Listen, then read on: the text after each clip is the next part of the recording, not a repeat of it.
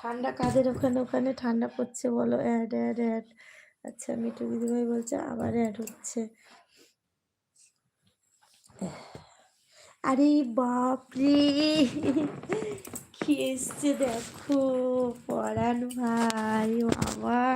আমি তো ভাবতেই পারছি না আজকে এই টাইমে লাইভ করেও আমি সবার সঙ্গে দেখা হচ্ছে এবং কথা হচ্ছে। কেমন আছো পরাণ ভাই বলো? ওয়েলকাম আমার লাইফে যুক্ত হওয়ার জন্য অসংখ্য ধন্যবাদ আর আমার তরফ থেকে অনেক অনেক ভালোবাসা। নরম এহ নরম প্রেমের নরম বেশি আমি তোমার পেয়ে খুশি। উম তবে থাকতে পারলাম না, নেট নেই। সরি দিদিমণি। আরে বাপরে! তো ঠিক আছে ভাই, কোনো ব্যাপার নাই।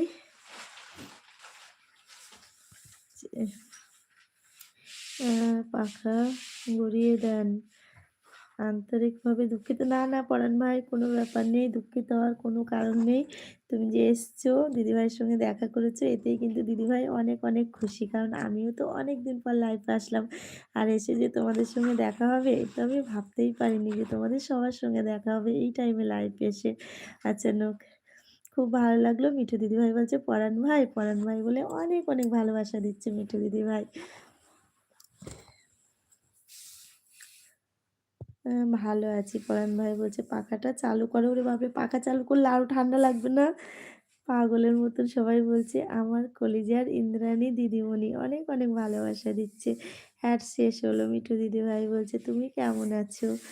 উম পিয়ার কোথায় গেলি? পরাণ ভাই লম্বা কবিতা শুরু করে দিয়েছে। পরাণ ভাই সত্যি এসছে, আমি খুব খুশি হয়েছি। আমি সত্যিই তোমাদের সবাইয়ের সঙ্গে যে দেখা হবে, কথা হবে, এতদিন পর এসেও আমার খুব ভালো লাগলো সত্যি।